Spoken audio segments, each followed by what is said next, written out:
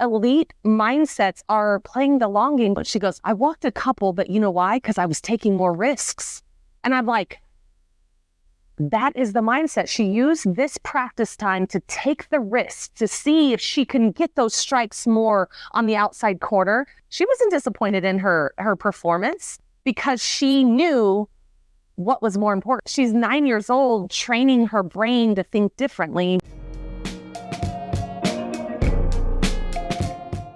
Welcome to the 108 Performance Podcast. I'm your host, Eugene Bleeker, joined with Ryan McMillan, as well as Jamie Wiggins as our guest today, formerly Jamie Southern, which is likely how the softball community is going to know her. Jamie was a four-time All-American, four-time Conference Pitcher of the Year, and a gold medalist with the U.S. national team.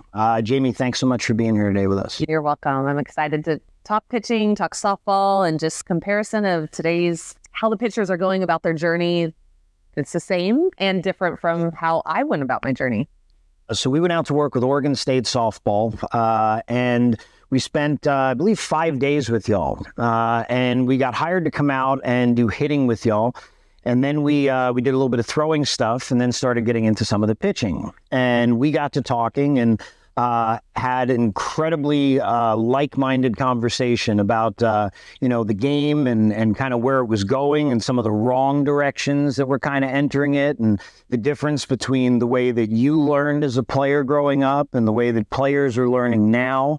And there were so many, let's say, common pain points and common thought process around what really is necessary to develop elite softball players from a young age. And, that's become a really important thing to me, especially, and to us at 108 as we move into the softball space very aggressively now. And a big part of that is, it's become way more near and dear to the heart with, I have, 13-year-old twin girls that are in 8th grade. And, 2 years ago, they decided that they wanted to make a run at the softball thing and that they want to play in college. So, at 108, we have a vested interest in seeing the game continue to move forward in a really positive way. And one of the interesting things is that for us, we've kind of been behind the scenes in this baseball player development thing now for a long time.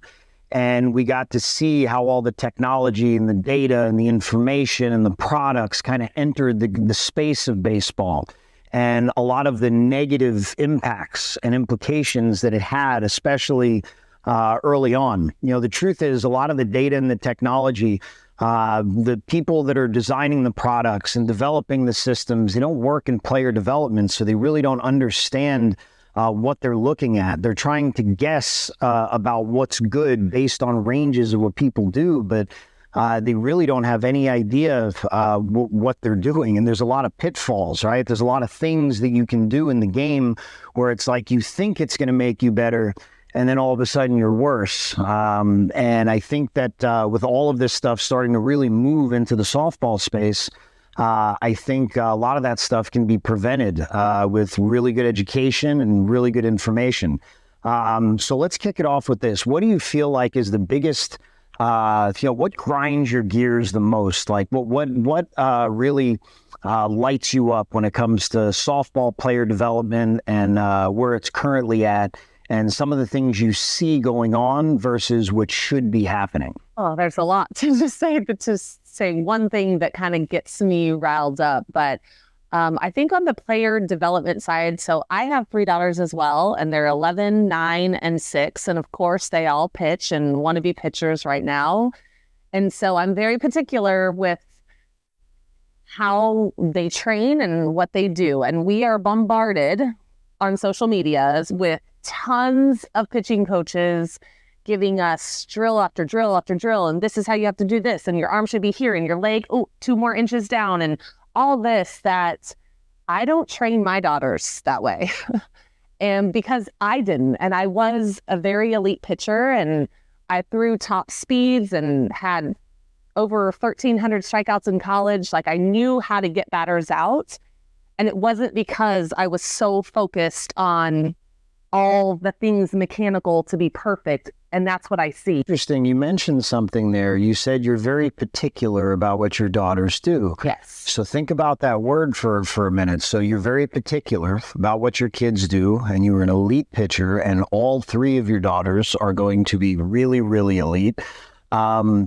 Think about that word particular and how other people might perceive that, because think about what you just mentioned about how people are so specific about 2 inches here, 2 inches there. Expand on what you mean by particular. I'm particular how they train because I don't want them, I would rather them be gritty and athletic and know how to get the batters out versus being robotic and maybe somebody that they're not supposed to be as a pitcher that doesn't, I mean, if that's what's being trained all across the board right now, where majority of these pitchers are being taught this way, how are they going to stand out to be gritty and to maybe fall over a little because you're throwing heavy high and in, or you're a rise ball pitcher and you might have to fall back a little bit to get underneath it.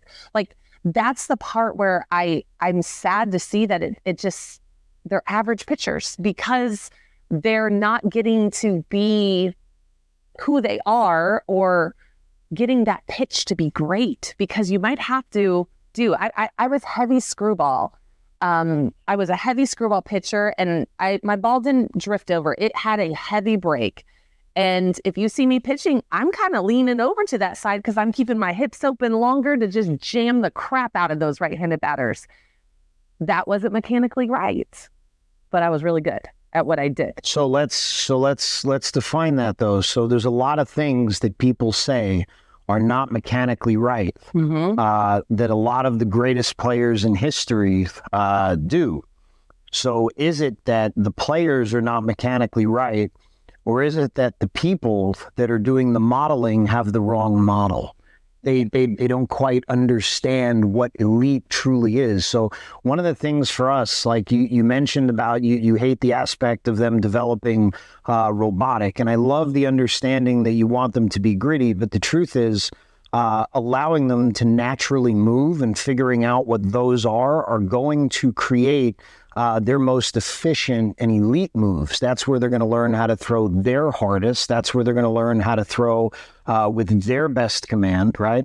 There are certain principles that have to happen, but one of the biggest things for us at 108, and I think why we have such an incredible track record of success with player-to-player results and getting that to scale, is because our model is not based on a style. When you think about in baseball, for instance, a lot of, say, hitting coaches or pitching coaches, people have a certain style or a way that they go about teaching, and because they like to see it happen this way. But the truth is, if you go in and you look at all the Hall of Famers that have ever played the game, and you can find a whole bunch of them that don't do it and don't look exactly like that, how can you then say that it's necessary to do this over here to be good, except all these Hall of Famers over here didn't do those things like that? And if as an instructor, you have to make everyone model this particular thing, how can you be elite if you're making everyone the same, and the future Danielle Laurie can't figure out how to be Danielle Laurie? The future Jordy Ball or Najari Kennedy can't figure out how to be them because they're so caught up in trying to please this person's eyes of this perfect model. Like talking about how I leaned over a little bit and Danielle Laurie has that big leg kick on the back of her pitch.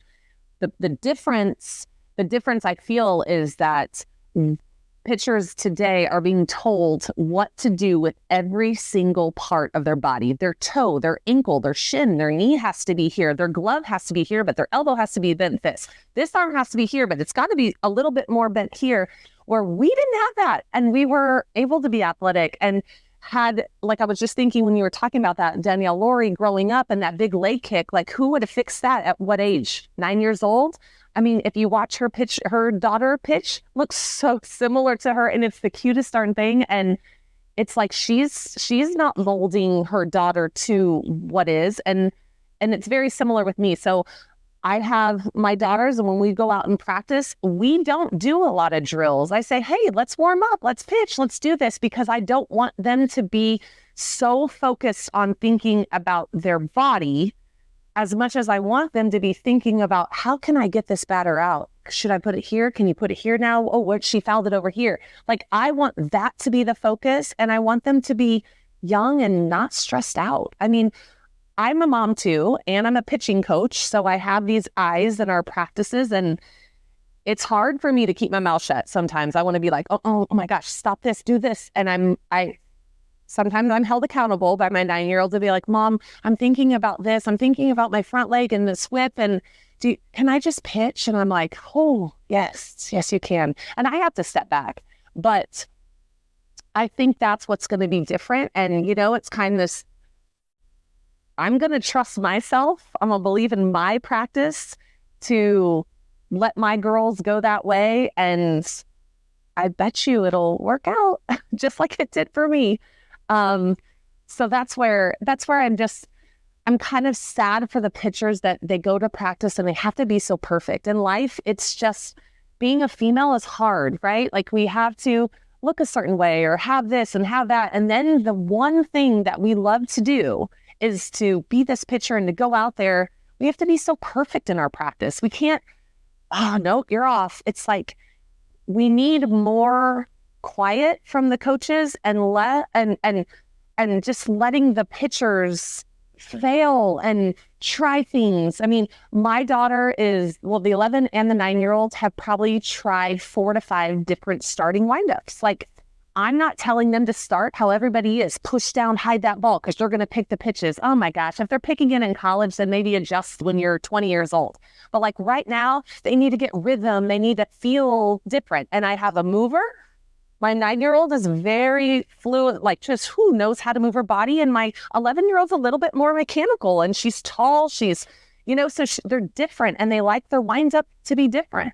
My 9-year-old told me the other day, Mom, like, I just like the one arm. Can I just do the one arm? I'm like, absolutely, you can. But it's her voice. And so that tuck you're talking about in softball pitching, that's become like all the rage, it seems like. It's like these things come up, and when one person does it, all of a sudden, if they have success, just like in baseball, everybody starts to try to do that thing. Mm-hmm. And this whole thought process behind it, hiding the ball, is absolutely ridiculous. And we've seen elite college pitchers at elite college programs that we work with in softball that were trying to go that direction. And when you see that particular pitcher, when they showed up there on campus, or when they were getting recruited, or when they were at their best, they were not doing that. And when they start to do it, their moves are not as clean, because it's not how they need to load their springs, right? Instead of trying to look like other people or figure out how to do this thing, let's figure out how to get our best throws off first, and then let's figure out from there what we need to do next. I love all this stuff that you're saying, because it just, it resonates so heavily. These last couple of years have been, our first go round, starting to take all the movement information and our understanding of the human body and how we've gotten results in all these other areas, and start to dig into the softball pitching. So as you know, one of my daughters is a pitcher, and I am now moving up to be a 14U softball travel coach. So I've had a couple of years in this and have a couple of pitchers. And in a year and a half, my daughter and a couple of her friends both went up about 20 to 24 miles an hour off the mound pitching. They went from being, 35 to being 55 plus in that year and a half. And a whole bunch of it was focusing on figuring out how to find your best fastball and doing that first. One of the interesting things in player development, it's like everybody prioritizes results now over results long term. So they want you to just make contact. They want you to just throw a strike, okay? And if you're going to throw a punch and you start moving your body sideways and you're, aiming, you got to be perfect. Your upper body ends up leaking open, right? And gets very, very directional and pushy to be able to throw that punch because you're trying to be perfect and easy. So your brain doesn't let your body load the right way and explode and deliver the right way. So you get into bad positions. So what's funny is we focused on velocity the whole time. The command has been incredibly elite. It's the same exact thing that we see in baseball with the hitters and with the pitchers. When you get people moving well, command no longer becomes an issue. But when you focus too much on strikes too early, you're stripping the player of figuring out how to move athletically, how to throw hard to a spot, right? Rather than sacrificing, oh, it's velocity, oh, it's command. It's not, it's both. We got to throw hard, and we got to throw hard in a direction, and we got to throw hard into a general area. But asking kids that have never done it before to be perfect all the time and hit their spots all the time it's ridiculous. Yes. So my oldest just left 10 and under, and my middle one's still in 10U. So that's where most of the pitchers are starting to pitch. And it's very sad that, I mean, if 2 walks in an inning, they get pulled. So what are they going to do? They're going to try to aim. I got to throw my strikes. I cannot throw it hard, Mom. I got to throw my strikes. So we start bending over. We're doing all these things. It's not how we practice. So no wonder you're throwing balls, because that's not how we work out. And so my 9-year-old throws pretty hard for her 10 and under, and she's very consistent pitcher. And so this fall I was like, the focus is I want you to start hitting in and out. Tons of girls can't get their barrel through, like jam the crap out of them. And like, that was my mindset. What are we going to get out of this fall as we move forward in her journey? And so for me, it was being able to be that pitcher, right? The fun part. And then I was just telling my husband the other day and said, you know what? I think we got it wrong. I think this fall, I want JC to throw the crap out of the ball, because she's already touching 50 at 9 years old. And it's like, who cares if she throws 50 here and 50 here and 50 here? They still got to hit it, right? And she's still going to find success. But like you said, she already is a command pitcher. So it's going to come natural when she sees the target and go, versus I have to. So luckily, I'm a mom. I'm not her coach, but I'm the mom that gets it. That's like, I don't care if you walked her, like, you're going to strike out the next 2, and putting those in her head. I've already told her, so JC, this fall, you're going to walk 2 batters in a row. And when you do, you're going to come back and probably strike out the next one. And that failure is a part of the game. And I encourage the parents out there, they're already intimidated by their coaches. They're super stressed out being out in the circle by themselves. They're trying a new position or a new sport, or even being a pitcher for a year is very new. That you, as a parent, have to give them the room and the grace to encourage failure. And I don't think that happens in the pitching world. Of all the things that you could hear during this entire podcast, this is the thing that you really need to hear the most. Females in general, the desire to be perfect or to please is very innate and very natural. And one of the most amazing and interesting things about coaching females now full-time over just males is, boys, it's like every 14-year-old boy out there thinks that they're, if they play baseball, they think they're going to Vanderbilt, regardless of how good they are. They believe in themselves. They have this innate, self-belief, whether it's real or not. The girls, we do testing and stuff, and we had a girl that came on the team, and we did testing, the 3-month mark, and she'd gone up 10 miles an hour in her exit velocities. And, at the end of the testing with the team, we asked everybody, how do you think you did? And she thought she did terrible. Terrible was the word out of her mouth.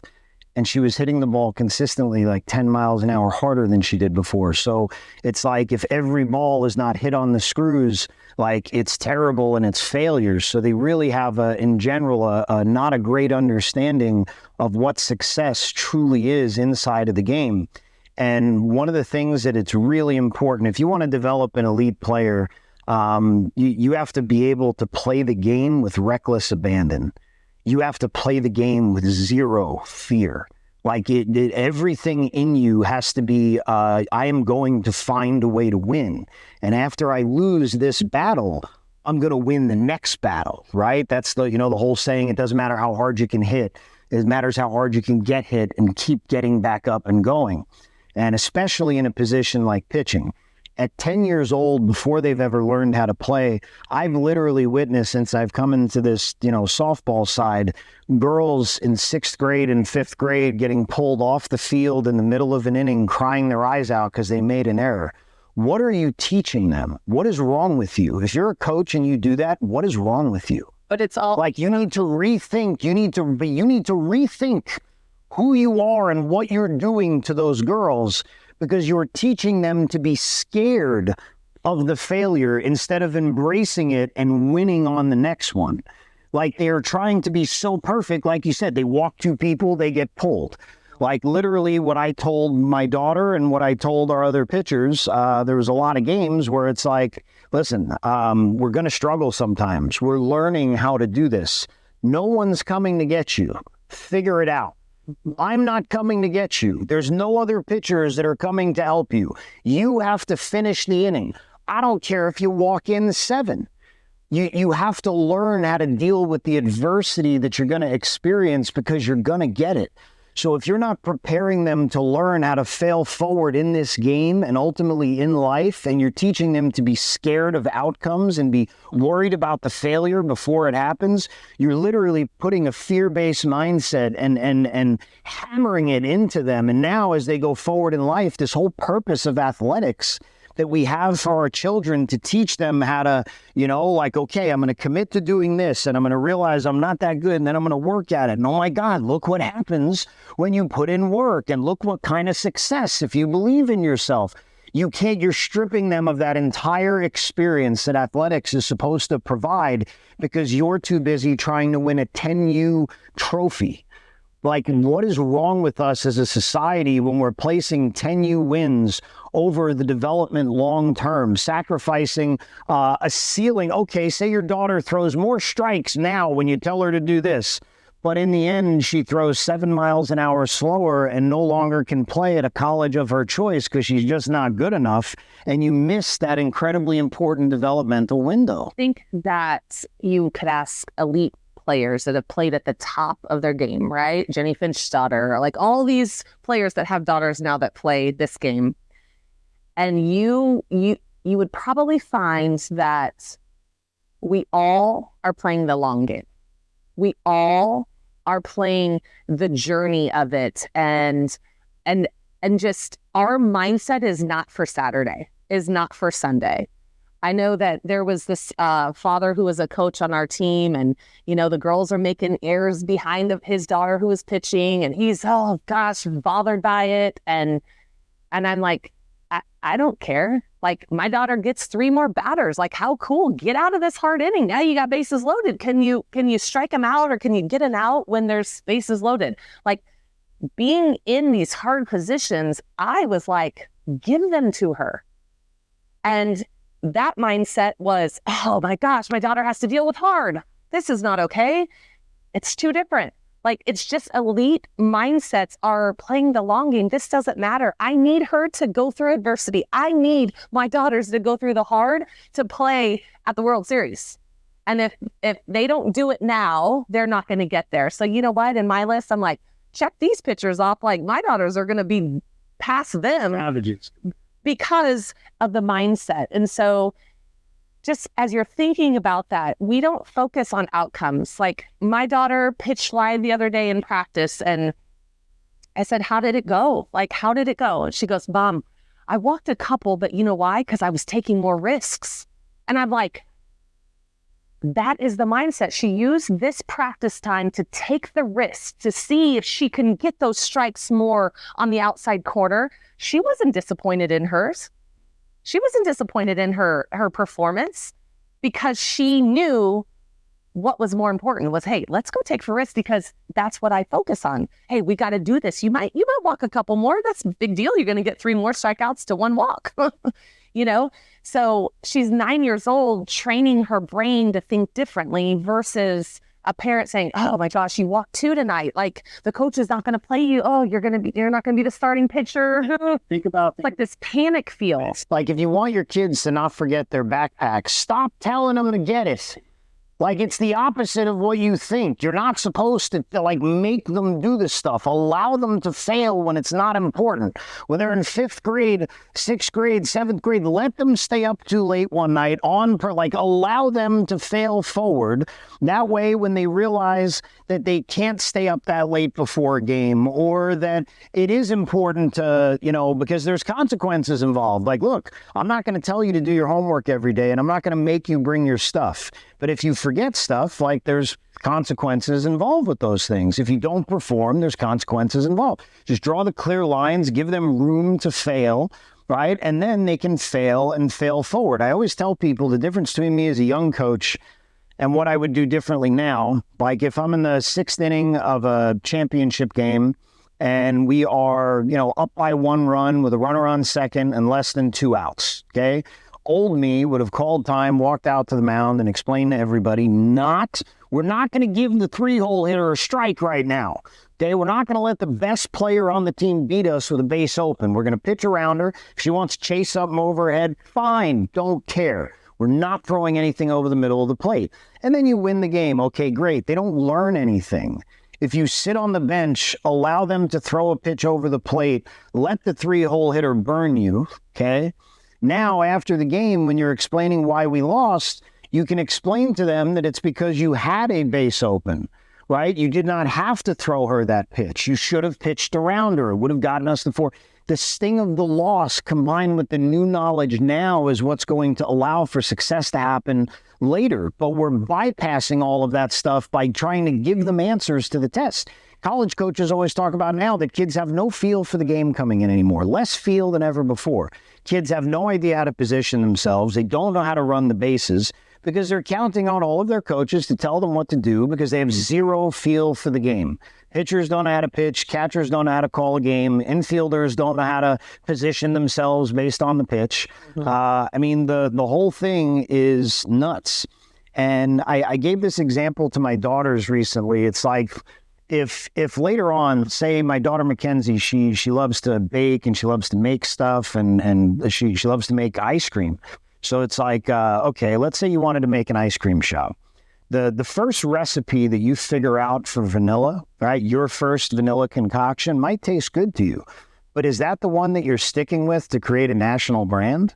Or are you going to keep testing it and keep adding a little bit of this and taking out a little bit of this and exploring what all the best ice cream places do differently and then playing around with it to figure out your best version? Like, to make a light bulb, you had to figure out 1,000 ways not to make it first. It's the same exact thing when it comes to player development, when it comes to life. I want to turn this over now. So Mac, he's our resident Aussie, all right, with the beautiful golden voice. So everybody's going to enjoy listening to him a lot more than me. So he grew up playing, fast pitch softball and pitching and, obviously playing baseball at a high level. Talk to us a little bit about, what you experienced growing up, some of the issues you see now, what gets done differently, that kind of stuff. Yep. So quick background, grew up in Australia, moved out here to play college baseball, had the aspirations of being a big leaguer back in the day. But because baseball and softball aren't necessarily Australia's main sports, player development was probably a bigger key. The funnel to get to the best players was a lot smaller. So the United States, that's the biggest first takeaway when I got here was that you would think, my parents, I remember them telling me when I first moved out here, it's like, oh my God, you're going to get to go over to the best coaching, like America's pastime, baseball. That's where it's all going to be. And then you get here and it's like, what is this? So it's a double-edged sword because it is America's pastime. Everybody feels like they know what the hell they're talking about because they played a little bit of the sport and they really don't. So the coaching and things that I was expecting to get when I got here was non-existent because the funnel's so large here, the best just rose to the top and didn't matter if player development is a real thing or not. And obviously times have changed now with player development becoming a real thing out here because teams are realizing that they could find dollar value by taking a 50th round draft pick and making him a big leaguer instead of having to spend the money on the first rounder. So, but yeah, growing up in Australia, I only was allowed to play, or I had the luxury of playing baseball in the wintertime, so I was playing fast pitch softball in the summertime. And during that time, men's fast pitch was really dominant in Australia and New Zealand, New Zealand's men's fast pitch team had been dominating forever, so then they're so close to us that Australia and New Zealand was always the powerhouse in the men's side of things. Canada was always pretty good. Globally, men's fast pitch is actually really big. America's really the only country that doesn't realize it. and Australia and New Zealand, I did not know that. Yeah. They're two of the best Yeah, and have been for a long time historically. Wow, I didn't even know that. Yeah. Okay. Yeah, so I grew up with a number of good guys in the fast pitch side, and that was a period of time. Big leaguers. Yeah, essentially. Yeah, like Hall of Fame type.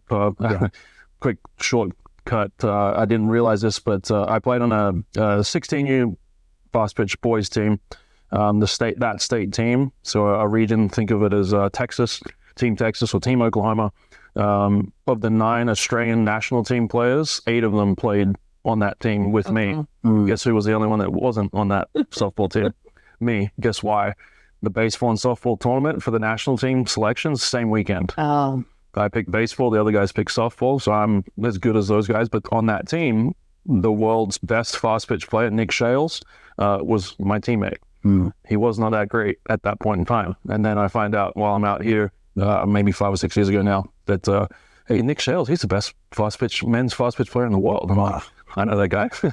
Didn't think I'd have to remember his name, but yeah, he climbed to the top. So we were around a lot of good players at that period of time for Australian men's fast pitch. They're winning 19U world titles, men's fast pitch world titles, knocked off New Zealand, I think, during that period of time too. So it was just interesting, and there was a lot of, looking back at it, a lot of benefits of playing both sports. Baseball always talks about how, 100-mile-an-hour fastballs are so hard to hit and all these things. Try to play men's fast pitch when they're throwing 85 from like 35. Yeah. It's not that easy. And then as a defender, you're playing 60-foot base bars and men are hitting softballs at you. Yeah. So it was definitely certain things about the speed of the game on the softball side that helped my baseball that I'm appreciative of getting that experience. But yeah, the way that the game's going and things, I had some notes from earlier stuff too that was just hitting as you guys were talking about the different things with pitching.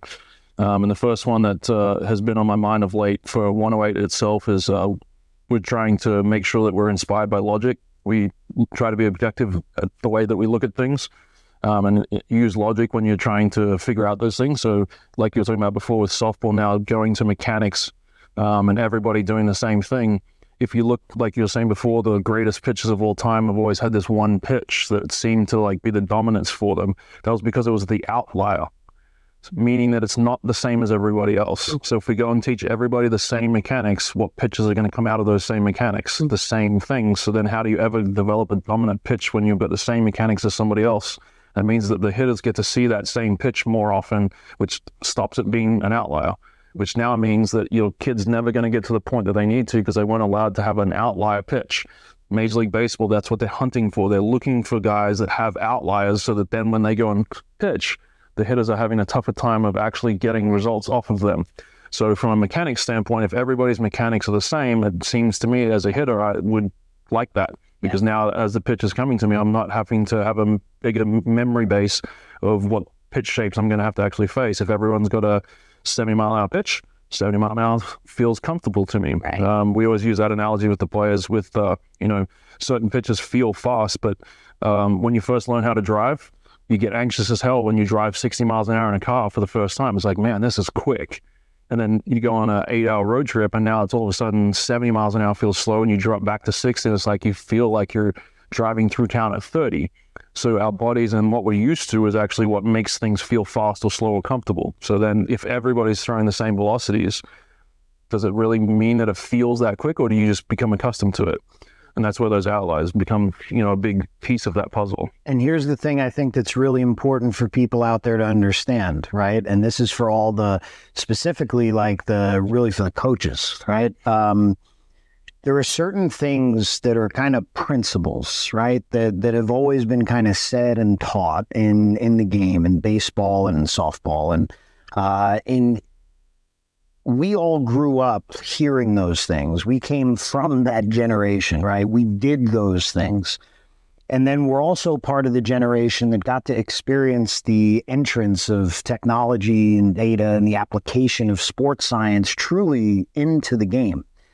And one of the biggest areas that is becoming a problem in fast pitch softball, and especially in the pitching, is how the biomechanics and the interpretation of the data is telling people that they need to train.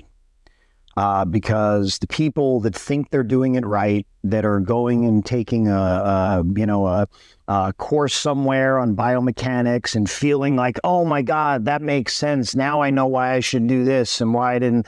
The information you're getting is incorrect. We have a book published on it. We have movement courses. All of that stuff, and this is going to be the biggest thing that we're going to be able to really provide from 108 standpoint into the game of softball, because these foundational principles are why we've gotten to where we've gotten. So when we think mechanics, we're thinking about this optimal way, right? But people think of it in isolation, like when they're looking at a slow motion video comparison, this has to be exact to that in terms of the positioning of someone's bones, right? But the reality is that there are certain things that everybody needs to do to be able to transfer force with direction rotationally. Okay. But the variation that exists in that, there's a big allowable bandwidth. Like if you watch great hitters throughout history, and you see Jim Thome or, Joey Votto, and you see that their back heel anchors flat to the ground. It doesn't squash a bug. It doesn't get turned. It doesn't hardly move. It just kind of like sinks back that way, heel into the ground. Well, if you look at Mike Trout, Fernando Tatis, Hank Aaron, Babe Ruth, they scissor their back foot. It goes behind them, right? Just like if you were playing hockey and shooting a slap shot. Those movements are the same. Both of them are internally the same mechanisms are happening, but they have different weight distribution. They have different degrees of slack in the rubber bands, right? Different degrees of range of motion in their pelvis in each side. So as such, you're going to see variations in these movements. And that's why it's so important to allow for the individuality. There are principles that have always been there. So to hit on one, in the game of softball and in pitching, y'all use the word open, right? And this is something that's been an ongoing conversation between us, because as we're going into this space, we don't want to try to change all of the language. But for an example, like when we talk hitting and pitching in baseball, when we're this way, this is being closed. This is staying sideways. This is opening up. Well, in softball pitching, they call this open. When you're getting sideways, you're getting open, okay? Now, in all of our talks with Lisa Fernandez and with you and all these other great pitchers, do we want this hip to stay open, or do we want it to like go this way into landing? Which direction has always been said is better? For pitching is yes, is to have that front side, a strong side. Yes. This way, right? This way. So not this way with the hips, right? Remember that podcast we did with Lance Berkman, where he was talking about the worst thing that you could do as a hitter is that, or you're going bad. Well, in baseball, that's the thing. Like all that information came out. I was teaching that like 10, 12 years ago, right? And then as we got a lab, started to understand things, we started to learn that that was wrong. Well, that's what we're seeing in softball pitching now. We're starting to see baseball information enter the game, and it's becoming accepted, but you're seeing widespread issues, okay? Because what they're trying to teach is that the lower half should pull the upper body like this. Well, if you get a cable machine and you go to pull it with your upper body and you tell someone to yank with their hips this way, you're going to tear your L5-S1. And we have more lower back injuries in girls softball pitching than we've ever had in the game.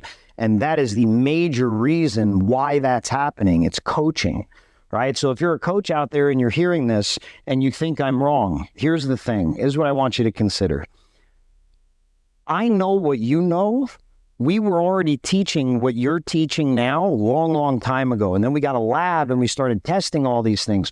All the old school coaches, I got news for all you guys out there. You were all right. You were right about everything, right? We just didn't understand all of the whys, and we allowed for science to bombard us and to make people who know what they're doing and know what they tried to do feel like they have no idea what they're talking about. When in reality, what should have happened, just like in baseball, they should have gotten you and Lisa Fernandez and the rest of you, get them on a mound, Monica Abbott, test them and see what's actually happening. Ask them, what are you trying to do? How did you become this great? Because what you try to do versus what actually happens are often very different. Like Pedro Martinez talked about how he wanted to land sideways so he could throw against the outside of his front foot. He didn't land like that. He landed like this, but he tried to land like this. Right. So there's so many things like that. So if you're a parent out there, you have to be really, really careful, because there are well-meaning coaches that are really trying to do a good job, and they're going to make you feel like they know a lot of things because they know these words and they read this book. They have not spent enough time applying the information, and your daughter could end up fracturing her back as a result. Right. That is not how we are designed to move. Softball hitting, it's the same thing as baseball pitching. It's the same thing as a police officer taking a battering ram. Like when you're transitioning weight and after we rock and we go forward, the throw itself is pulling you open this direction. And when we get into that front side, right, that backside you're going to see is going to scissor, just like we see from the greatest hitters of all time. Right. And the feel and real of what's actually happening is different. You hear a lot of softball pitching coaches, they talk about letting this come through this way, right? Like letting it come through. But if they were good and they threw hard and you show them a video of what they did when they pitched, they might have been trying to do that, right, at the end. But they were anchoring this in. It was going back there first. It helped them stop. And then after the pitch release, it came through. Right. So, yeah, the what and the how are just so different. And the parents and the coaches out there, you got to be really careful, because there's a lot of bad information. There's a lot of misleading information. Well, and I think it goes with, you're mentioning Monica Abbott, and these are like 6'2" pitchers, and the average pitcher is not have that hype to them. Right. So if you are a parent that is like way into the research and you're watching all these pitching coaches and you're diving down those like rabbit holes, find the pitchers that are 5'6" and they're elite All-Americans and see what they're doing, because most likely they're similar built to your daughter. I think of Rachel Garcia. Like, she was not for UCLA. She was not the super tall pitcher, but she had that little scissor that kind of went backwards, and everybody's not teaching that, but you're like, how is she throwing top speeds with great movement, and she's not this 6'1", long and lanky like you think these elite pitchers have to be? And it doesn't drive off the rubber. When you watch her stride, it looks like she's just stepping out there. Well, and I mean, that's what we talk about. Like Lonnie Ricketts, same thing. She looks like she's floating. She hardly has a stride length. Everybody's trying to jump 12. Yeah. But that's back in the day. Back in the day, that when I was growing up, that was like all the focus was like getting off the rubber, like fast arm speed and all this. And we had to pitch with our both feet on the rubber. So our feet were so close, and maybe that adjusted to how we loaded differently or whatever. But now we have this freedom to like, okay, your back foot can be off the rubber, and there's all these different inches that you could be away from your front foot, but yet everybody has to be the same spot. But my legs are a lot longer than her legs, and I don't understand that. And I don't think that the stride of what I was trying to get to the edge of the circle to drive off as far as I can, but a lot of pitchers drive off and then they don't have a good front side, or they don't know how to end their pitch well. I see tons of pitchers how the parents are posting their picture of their pitcher, and she looks beautiful. Her legs are so long, and I'm like, that doesn't tell me anything, because what's at after they land and they can't get their weight to the front leg, you're like, so she's just an average pitcher. Like, looks great on the push off, right? There's parts of it that it's like, do you have to stride 7 of your feet. Like we used to measure, like, okay, that's where you should get to. We did the same thing when slow motion analysis came out in the beginning. Look, I'm guilty of it. The reason we say the things that we say is because we taught everything under the sun. Right. I was seeking truth. Right. Like, how can I give my players what I was always looking for, we were always looking for, and get them all results? And back then, Aroldis Chapman, that was the beginning of his career. Guy's throwing like 104 miles an hour. He's got the longest stride length in baseball. So everybody was trying to teach this far stride length and trying to mobilize people's bodies to be able to get to those extreme ranges. When in reality, he's only capable of doing it for like 1 inning. And there's other pitchers that throw incredibly hard, make it look incredibly effortless and easy to do with elite command, and they're able to do it for 7, 8, 9 innings. Why? What are they doing differently, right? So it's really, this whole thing is about figuring out, like, we do not, at 108, right? When we work with baseball, softball, doesn't matter. We work with NFL quarterbacks now, like PGA Tour golfers. Rather than chasing, something like bat speed or exit velocity or even pitch speed, right? We use metrics as a gauge and a guide to understand whether people are moving to their efficiency or not. But what we're trying to do is get them to move really well. If you get somebody's body to move optimally for them, command and velocity are a byproduct of that. Offensively, contact and increase in power are a byproduct of that. It's not one or the other. You get both, because you're not focusing on a limiting outcome. Right? A limiting outcome is like we're only getting here. If we're focused on moving better, well, we're going to be more stable. We're going to rotate faster. We're going to have better control over the end of the chain, right? So the direction is better.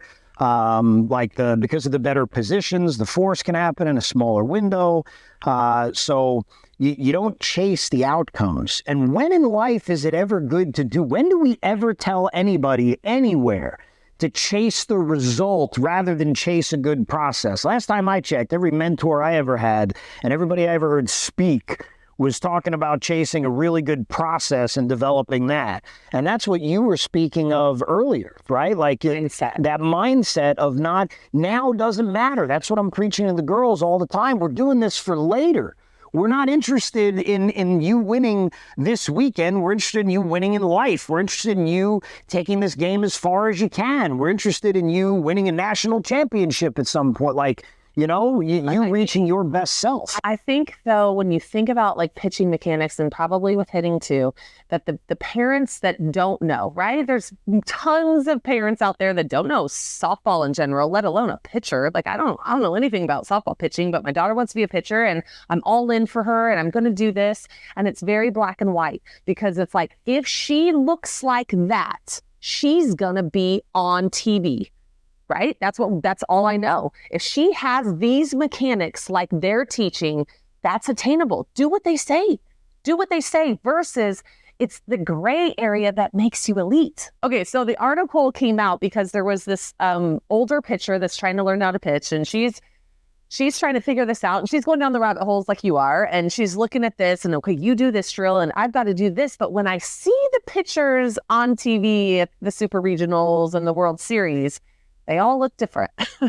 Right? Some legs go here. Some people start 2-armed. Nigeri does a little 2. Then we have the ones that hide and super strong strides, and not all. And some butts we see and some butts we see turn, right? Like, we see that from the TV.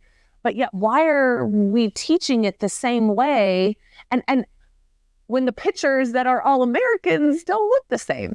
And the last 5 years of giving lessons, I've had those questions in my head of like, why am I even giving pitching lessons? Like, in my head, I'm thinking, why am I doing this when they're not supposed to be the same? But I didn't have all the answers yet until I met him. And I will tell you, both of them came to Oregon. And I think I told them 3 times, I want to punch you in your face right now, because what they were telling me made sense.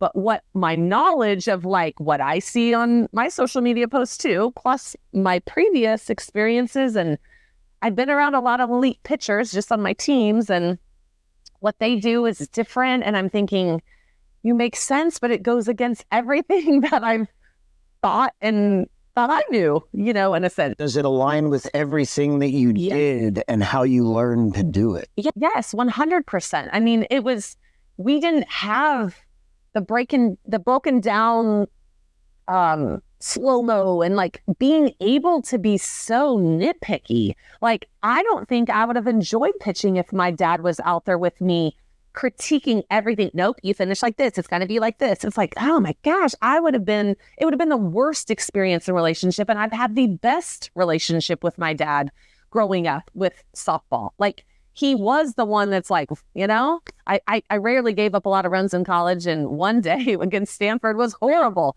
Like, I think I gave up 5. The umpire was giving me no quarters. So I had to put it on and all this. And I was just like, I walked up after the game, and my mom always says, well, you're the cutest one out there. That was her thing. I was like, thanks, at least I was cute. And my dad was like, well, they got you today, huh? And he gave me a hug, and that was it. It was like, it wasn't focused on, well, let's critique you. You could have done this better. It was just like, hey, it is what it is, but we know you're good, and let's move on. And pitchers these days don't have those talks in the ride home. They have and I'm guilty sometimes too. But they have let's tell you everything that you could have improved, because I was sitting in the stands. I was a little embarrassed by you. I was like, that's what they're feeling. That's why they're saying it. Like, you got to do better because I didn't like that. It's like, it's just ugly. It's not what I want. And trust me, I'm telling you, I'm being vulnerable. That's who I am. And my dad has had conversations, Jamie, I think you need to talk a little nicer to your girls. And I'm like, oh, I know, because like his relationship and mine was so good, and I don't want that with mine. And so I encourage you. I mean, if that's one thing going through this, it's like, who cares if they gave up 2 home runs in a game? Who cares? If they got better, they're going to know, oh, crap. You know, I'll tell you one story that I tell that it's just like, it's a memorable one for me, obviously, but it's impactful to a lot of pitchers. So when I do camps or clinics, I'll share it. Because it kind of goes back with the hard, right? So I had shoulder surgery my freshman year, tore my long head bicep tendon, which was a fluke. And I think that was a lot of lifting weights and just a little overloaded. Came back super strong, never had issues after that. Our first game back, my first game of my redshirt freshman year, we're playing Cal. They had just won the World Series the year before. So they're ranked number 1. And here I am, this freshman pitcher that, you know, I haven't pitched in a long time. And I go out there, and the umpire was so tight.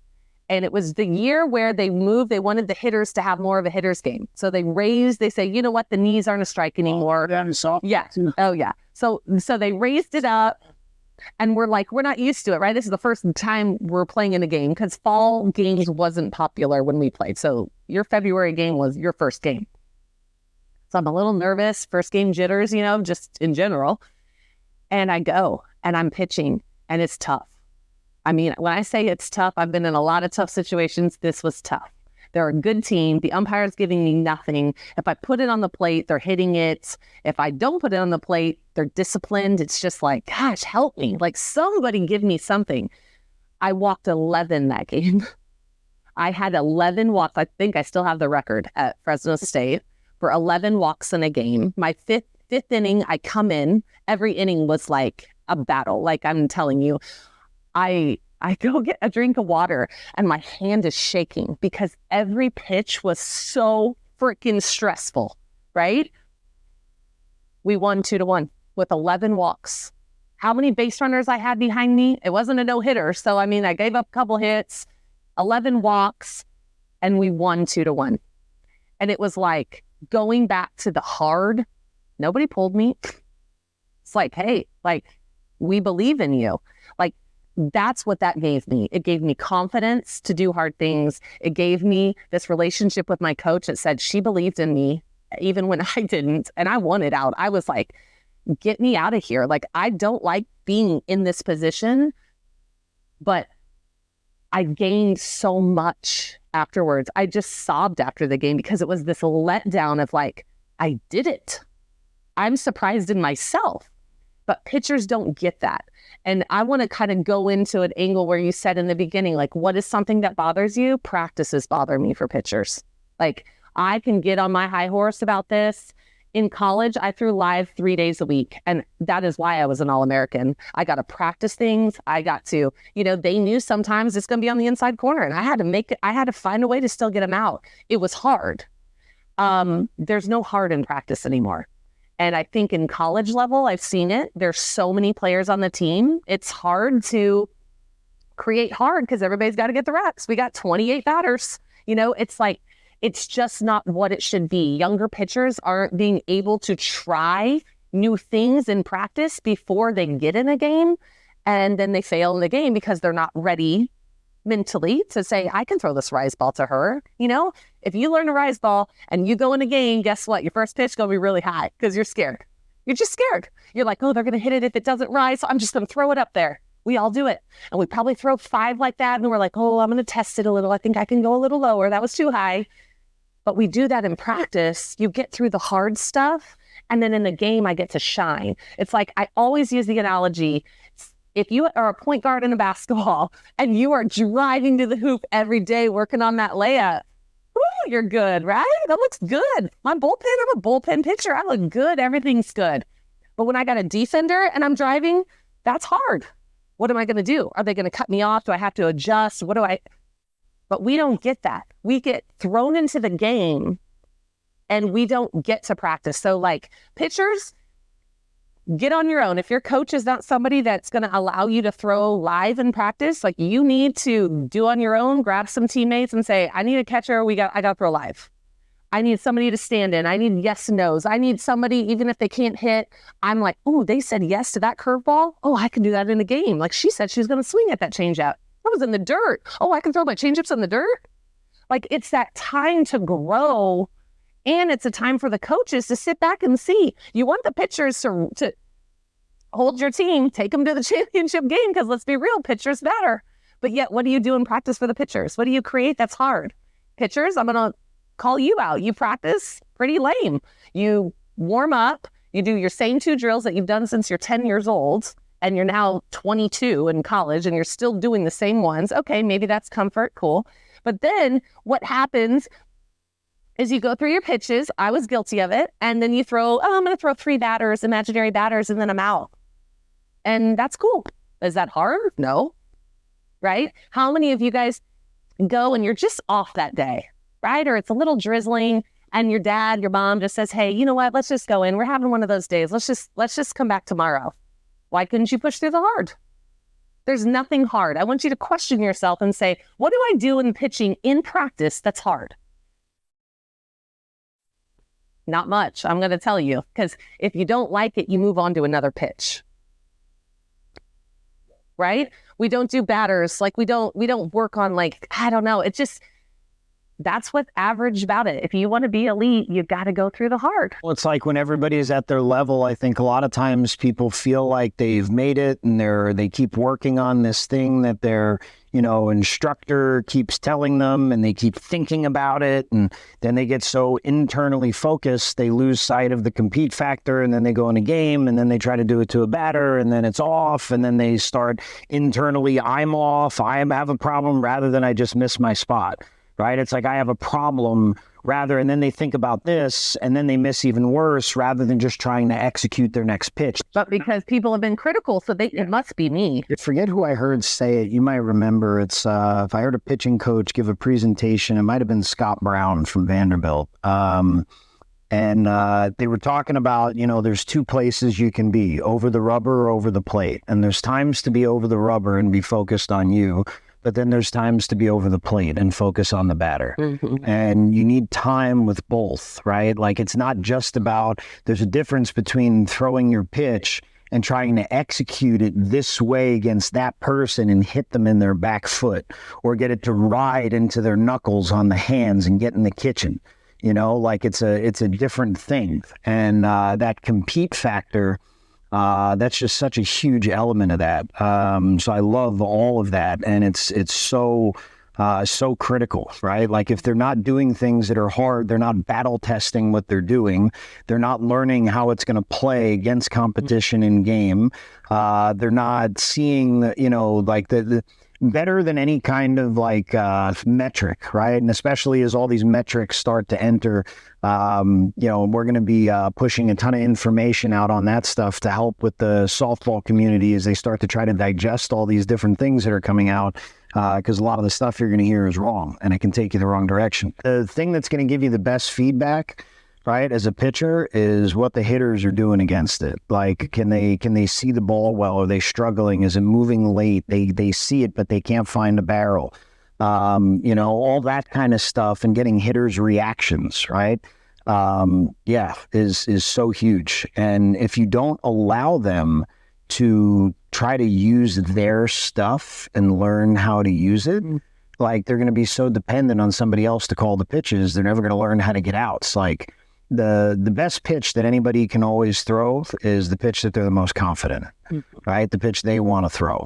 So if you wait for everybody else to determine it, you're also letting everyone else determine your fate. Like, how would you feel as a hitter if the coach predetermined which pitches in the count you swung at? Like, you can only swing at pitches in 2-1 counts in this at bat. And then you see 2 other pitches that look really good, but you're not allowed. And that's the habit that you get yourself into, right? Now you're no longer able to make in-game decisions in the moment and allow for what your eyes are seeing to let you react. Like, that's in softball, we see so many hitters get locked up all the time. Because they're literally so busy wondering if it was a ball or a strike and then deciding to swing. There was zero intention of hitting it at first, so by the time they actually go to swing, it's too late. It's too late. Like, there was never any intention of swinging at this pitch until they decided it was a strike. I got news for you. If you're facing Aroldis Chapman, or if you're facing Pickens throwing 76 miles an hour, if you're not ready to hit that when it leaves the hand, you got problems. You got zero shot. If you're waiting to see that as a strike, you better get the system going and say no instead of waiting. One that resonates with people all the time when we're talking about mechanics and things too, that I use as an analogy for the boys, I use surfing, but for the girls, I use gymnastics. Everybody that was at the Olympics was competing to do, let's say it's a double tumble, meaning the mechanics of the drill or the mechanics of the move are the same for everybody. How are they judging the winner for gold versus second place? And it's the expression of the movement, how they did that movement, which was personalized. Everybody knows what Simone Biles looks like because of the way she does it. In surfing, everybody knows the way that Kelly Slater does it slightly differently. It's the same move, but expression of movement is judged in other sports, and so people understand that there's a freedom of how you do the mechanics. As long as she executes the main piece of the move, your version of that is actually a benefit. You're trying to be a little bit different and make it look prettier or make it look easier, because we've got the metrics in baseball and softball, and there's a unknown result, especially on the hitting side with the getting a hit or not. We've decided the mechanics are more important than the expression that you're allowing the player to do the mechanic. So everyone's trying to perfect this one model thing when other sports fully, completely understand that. Dancing's the same thing. People are getting judged on the differences that they actually show to be unique in the way that they're doing the thing. So that's usually a pretty good analogy for people to kind of step back and go, oh, that makes sense now. Whereas in our industry, we're not allowing that to be logical for us. I've got to execute this, and this. And then that's what one of the things you're saying that hit me a little bit too is going through the hard. If I'm chasing an optimal mechanic in practice and it gets the result that I want all the time, when I go to the game, they lock up because the mechanic that I know isn't getting the result that I want. How do you let yourself make a poor mechanic in your own brain to get the results you want? Like the old school players before video and analysis and mechanics were a thing. It was like, well, my drop ball's high today. I'm going to feel like I'm falling forwards today just to get it down. Oh, it went down, so let's roll with that today, and we'll figure it out back to my normal mechanics later. But today I need to feel. But they don't. But they can't, because the pitching coach said this is the one way that you have to pitch, right? And so you have to release that ball right here. Like when I throw my drop ball, I hold on to my drop ball a little longer to stay on top of it a little longer. So it's kind of like, it's that, do I want to stride out 8 feet and be 1 foot closer and I don't throw as hard, but I got to where I needed to go because that's what they say, drive out. It's just that mindset that it's so not, it doesn't make sense. And like, you guys, I was with you. Like, I know that you have these like doubts or, gosh, that makes sense. Like, yeah, those pictures, they all look different, right? Like they do. And we can nitpick in a sense to the, what the world is saying these perfection of mechanics looks like, but that's not what is happening, and it's not what the elite are doing. Reminded me of a funny story for myself, fast pitch pitching. Yeah. The adjustments I literally would make is I threw a hard drop ball, 2-finger grip, because I could get my fingers on it. If it was off that day, I would go to 3. Yeah. And it would allow the release to be a little bit different to get into the strike zone. But that was like my feedback loop when I was pitching, was start with 2s, and if I feel like my command's there with it, stay with it. But if I lost it, here's how I'm going to get strikes today, and I would change the grip to 3-finger. If you guys have questions or you've had those doubts and this is something that you want to explore, like myself, we are going to be offering a program that allows your daughters to explore who they are and putting them in different drills and allowing them to try things. This worked, this didn't, and I like this better. I threw harder this way. Then this program that we're coming out with is going to be for you. It's going to be probably released within a couple months. And if you are interested in learning more or just kind of testing the waters a little bit, then shoot us a DM or send your email and we will get you on the list so we can get that pre-ordered ready for you. I've given lessons for 18, 20 years. My 11-year-old stressed me out last year because she doesn't mold to what society or even what I want her to do, right? Like, I want her to get that weight to the front side and to do this. And she loves to keep that back foot anchored. And I mean, you can ask her, you can ask my husband, like, we spent so much time trying to fix her. And it's like, maybe that's just who she is. Maybe I'm spinning my wheels. I would lay up in bed. I'd wake up at 2 and be like, what drills can I do for Charlie to get her to like get that knee coming forward and doing all that? And it's who she is. And I have to accept that she can still be an elite pitcher at her age level or throw hard the way her body wants to move. And I know that maybe you have gone to lessons and you're the parent that's like, my daughter just doesn't do that. Like, she doesn't finish that way. Don't spin your wheels. Maybe just accept the fact that she moves differently, because that's what I've had to deal with in this whole learning process. And I have a lot of knowledge in my head in this pitching world. And that's what I've come to realize, that she is different and we got to give her those opportunities. And maybe that's why she wanted to take a break. And I'm going to be vulnerable again. She wants to take a break because maybe it was too hard. I made it too hard for her, trying to be someone she's not. And instead of letting her go out and be successful how she and her body need to be successful. And there are so many players out there that experience that. They spend their whole career trying to figure out how to be a version of what somebody else wants them to be, instead of figuring out how to be the best version of who God built them to be. Which is why we are so excited to announce that we are going to be designing a pitching program. So we have one of the best pitchers ever and the best movement trainers in the game, and we are combining to put together an incredible player development product that will be out in the next couple of months, that you are going to be able to do at home with your daughters. Something that the player and the parent are going to be able to do together. And instead of creating barriers, right, we're going to break down walls, and you guys are going to be able to have the best experience that you've ever had together and see the best results that you, the stuff that you've always wished would happen that hasn't happened, is exactly what's going to happen. So be on the lookout for that.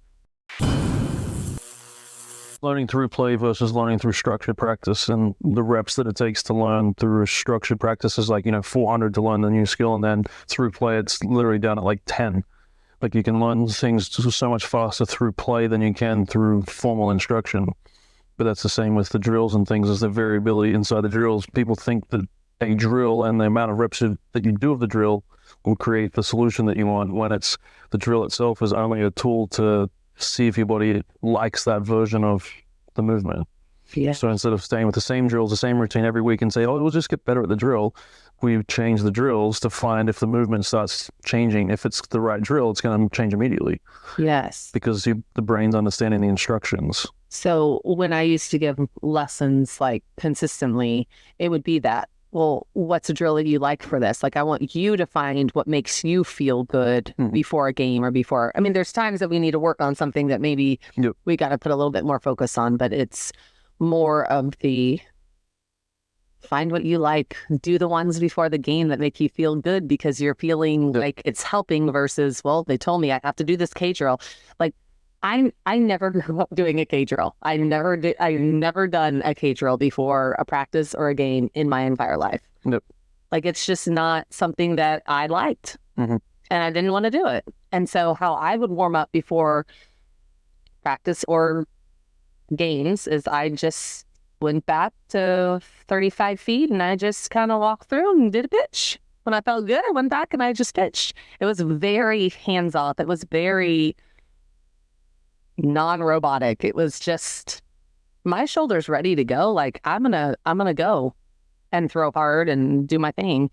But that's not how it is today. It's very structured. This is how we do.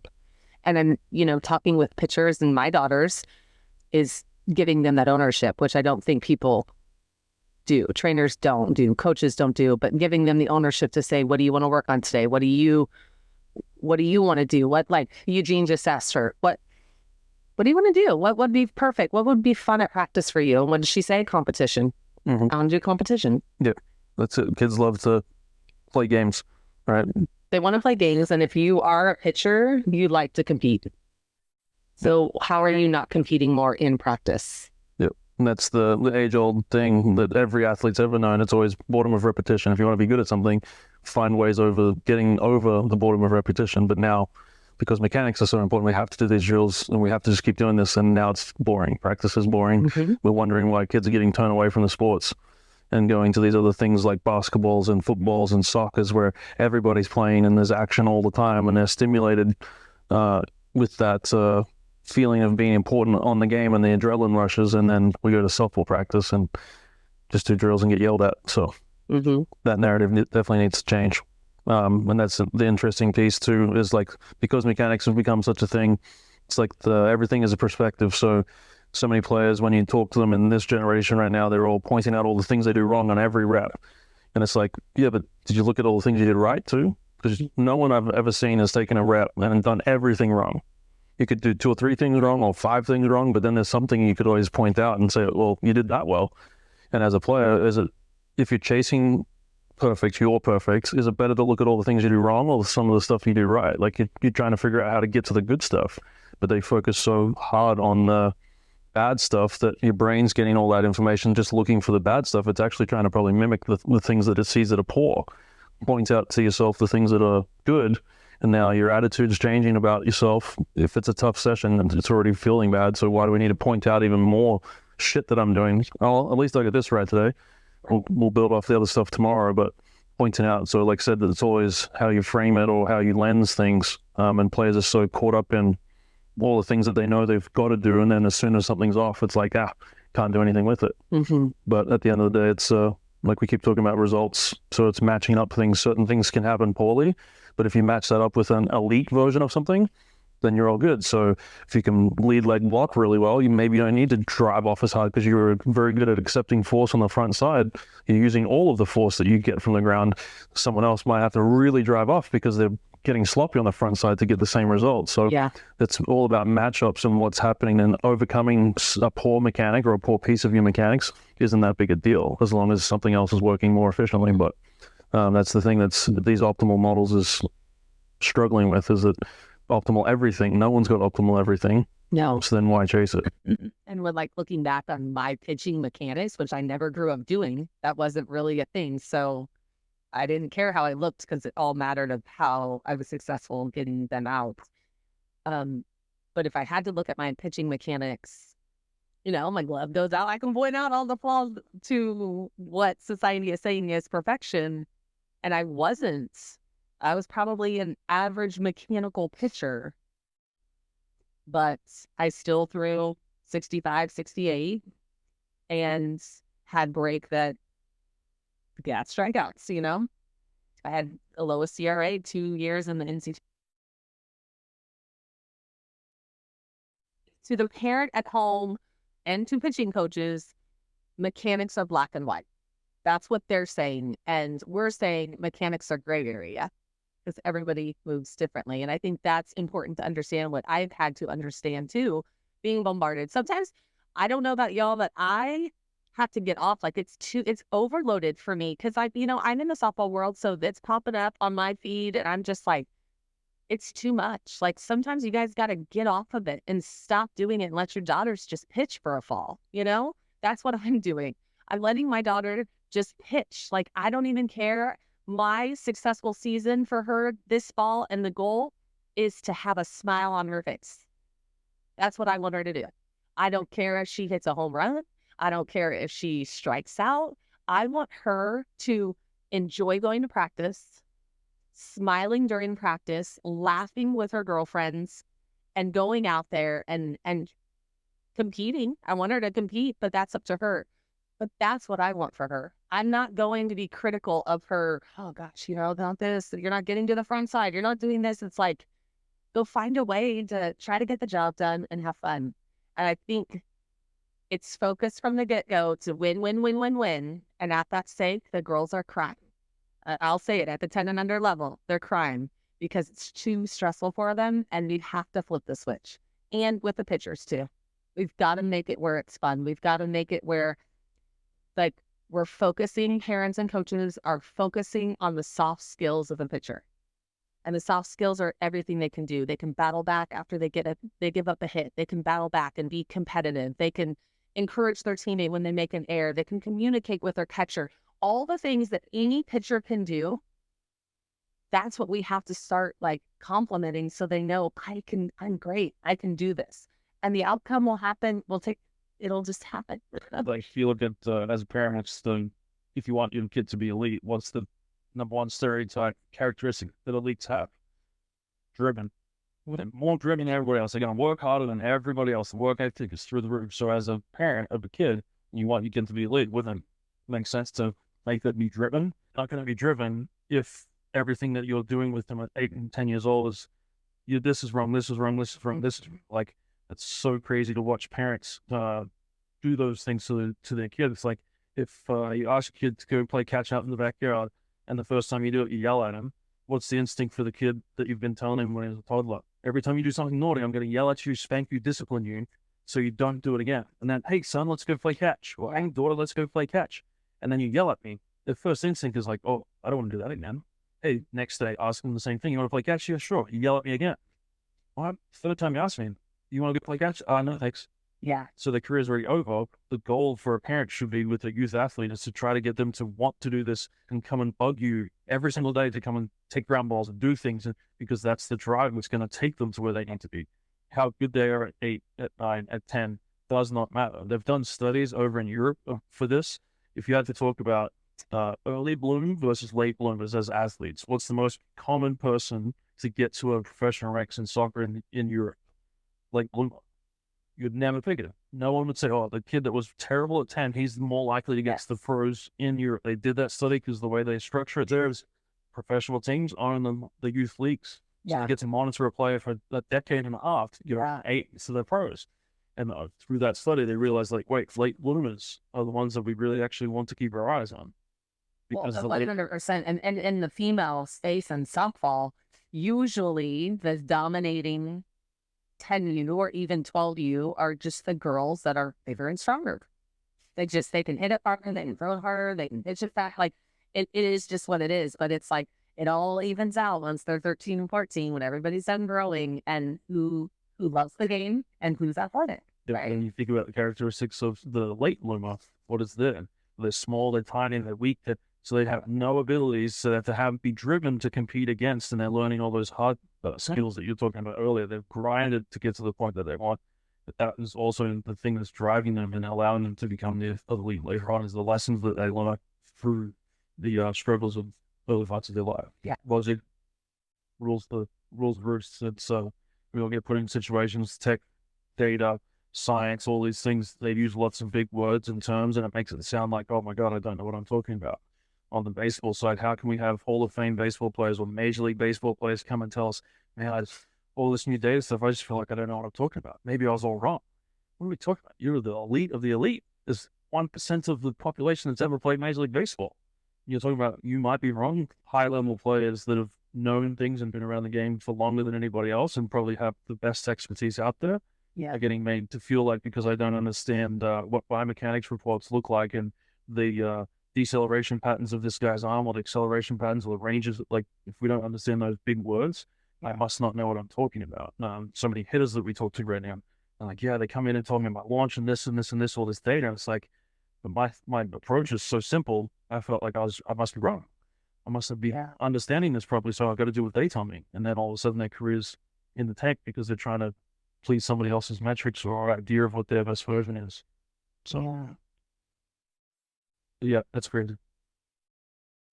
And that's the interesting thing for softball. The luxury for softball is going to be is the failures of baseball shouldn't come through softball because we're experiencing you going through the exact same thing. So they're just entering, text entering, everyone's going, oh my God, what's this new thing? One way it's got the perspective or the ability to help on that because we've already gone through these experiences. It's not that we've come up with this new way to do things. It's like I've literally tested all the things that these people are saying. We've been in their shoes, and then it's like there's a better way. We're always looking for, and that's another hard part for people selling products and this industry becoming a thing, is that it's hard for people to tell you that their product doesn't really have a principle behind it. Well, my mechanics, you have to do this. I believe 100% in that, and that's what I'm going to build my business around. It's hard to say, well, sometimes that's true, sometimes it's not. So people feel like they're not as knowledgeable or this business is not going to be as successful because they can't put a principle that they're 100% behind. People ask us all the time, what is one way to represent? It's like outside of results, nothing. Like, what is the formula? I don't know. We were having that discussion just the other day about trying to plan with some of the programs and things like that. And your instinct, because you're still new to our way of thinking, is, well, we're going to make sure the structure's here. And what if this? And that's it. It's literally, it doesn't matter because everything you're just nudging people. It's more like art and it's more like cooking where if I overdo something, I can always add something else or change a path. And now we can pull you back to where we want it. So where's the fear in, well, we did this drill too many times. Okay, well, let's just complement it with this other drill. We'll do this other work. And now all of a sudden we're back to balancing. It's not if this mechanic's wrong for a year and a half, my daughter's never going to throw again. It's going to be, well, let's just do this other thing and we can correct any of the flaws or the things that were happening before that we realize. Because at the end of the day, with mechanics too, how do you know that it's going to be right? If I tell you that, like, oh, your mechanics faults are here, if we do this, it'll be right. I'm really good at my job, and I've never been able to tell or know what's going to happen on the camera next after diagnosing what was wrong before. That's the big thing. That's once the technology and the cameras and all these things come in, and it's a big difference in seeing what's wrong and seeing what needs to change and then actually getting it to happen. They're completely different things. Because I'm the expert, I want to tell you that your lower half is doing this, this, and this wrong. You need to think about changing it. And then you ask them to do it. And when it comes out on the camera, it looks nothing like what you just told them that it should.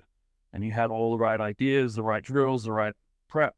And then it still doesn't come out right. Because at the end of the day, the intent of the athlete is the key to the whole thing. How they're interpreting the information that you give them, how they're interpreting the drill, the implement, the effect of the weight of the implement, all these different characteristics. So it's going to change what happens on camera. So the experts are really not knowing what's going to happen next. So if we don't know, might as well try, right? Just to see, and then we make adjustments once we see, that's not quite it. Or if we add this piece to the puzzle, we might get there. No, still not there. Let's try another piece. And that's how you actually get to helping players find the best versions of themselves. And then, like, I think you mentioned it earlier about your daughter's having 4 or 5 different pitching mechanics already. Or like this their loads, like how loads. So part of your mechanics, and they were successful with all of them. It's like you don't need one optimal thing. One might have been better for a day versus another day. One was on dirt, one was on grass, one was in the wet, one was in the sun. Like there's lots of different things that can go along. The exploration should be a freedom to them because now, like we were just talking about earlier with my grip thing, mentally I was like, well, I can't throw strikes with 2 fingers on it. I'll just throw with 3. So if they're taking a half takeaway with 1 hand and they're not throwing strikes, all right, I'm just going to have to go to 2 because I'm feeling something in my mechanics that makes me feel off balance or something. So I'm going to swing my other arm too. And here we are today. Let's try strikes again. Right. At the end of the day, that's getting the results. So the adjustments and the knowing yourself is way more important than ever finding the optimal moves that someone else told you should be. Yes.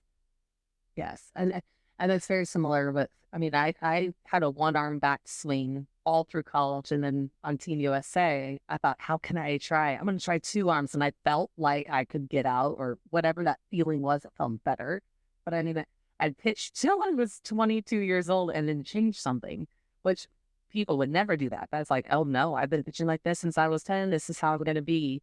But it was that freedom was my choice, looking at other people and saying, gosh, but I throw hard, like maybe let me try, and it felt right. Yeah. But I think the freedom is the key to giving ownership to young females. I think it is teaching them to be athletic, but it's also teaching them to be thinkers. And anytime you have an elite player, they know how to think, they know how to process the game, they know how to adjust. So when they're going to their weekly lessons, sometimes twice a week, you're only hurting them in a sense of creating this dependent, they're dependent on somebody being right next to them, but that doesn't happen in the game. So you have to train like you're going to play too, which there's not a good balance with that in today's society of how the pitchers are going through their journey. We always end up talking to players about this perspective thing again too. It's like, this major league player versus you as a college athlete who's failed more. And they're like, oh, I mean, it's a major leaguer. Like, they don't fail.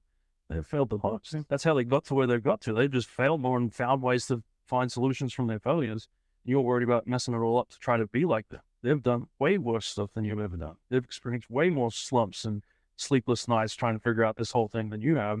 That we look at them and look up to them like they're invincible, that they've never had an issue. They've never walked 11 people in a game before and had to find ways through it.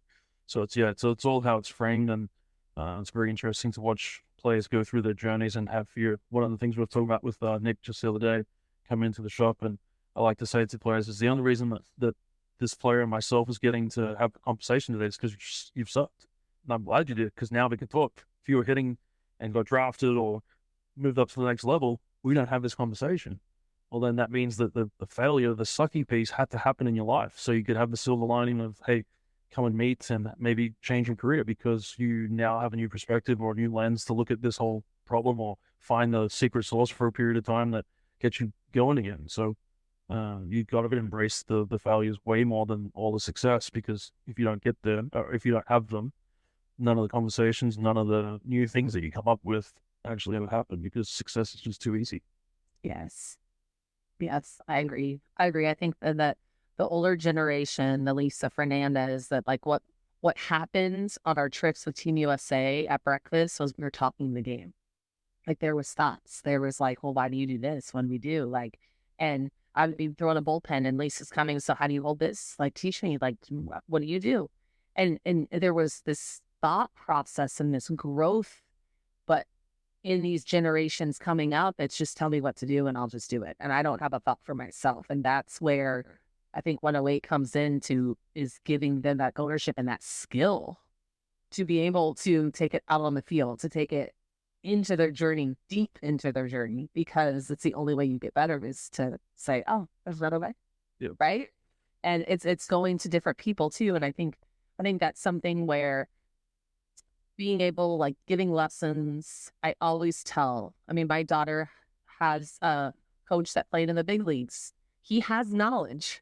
And I said, JC, this fall, you better be picking his brain like crazy, because along your journey, you have to keep grabbing information and learning and continuing to grow. And I think that's one of the strengths of 108, is allowing their athletes to do that. And that's, like I said, one of the craziest things for me for women on the women's side is like one of the strongest things known on this planet is a mother's intuition, a woman's intuition. And then yet when you're coaching them, they don't use intuition at all.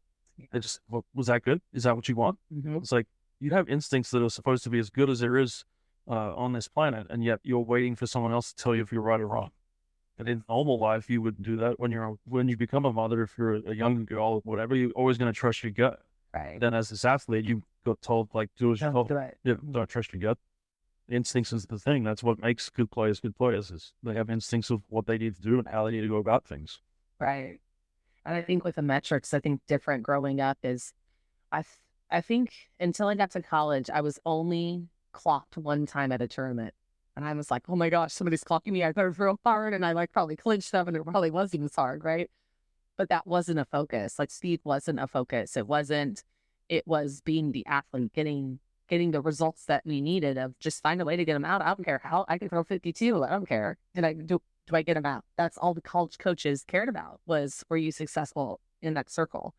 And now growing up, you have all these radar guns, you have all these, the Rapsodo numbers and all the spin rate. And I need this, I need these numbers. And it just takes away from being that gritty pitcher there that you don't have to be perfect. Yep. You got to be who you are and find a way to get them out. And that's pitching. Yep. That's one of the biggest things with our going to our class-based models of things. Everyone always asks, like, no, the industry says one-on-one. I've got to get the direct instruction to my child. That's what they're missing is the group-based instructions, actually letting the players talk amongst each other. Yes. Lots of the times, the best ideas come for one player talking to another, like you were talking about with Team USA, where talking amongst yourselves and going, oh, I felt it like this, or when coach told me that, this is how I think about it. Mm-hmm. Those unlocks in group settings. Group training is so much better. Situations for the fun and enjoyment of the games, but the learning experience, there's way more brains in the room, all discussing and understanding things differently. And a lot of the times in those sessions or when we go to train, college programs and things, we walk away with new ideas. They expect us to come in there as the expert. They're teaching us just as much. So that's the big difference maker for us. Well, and competitive.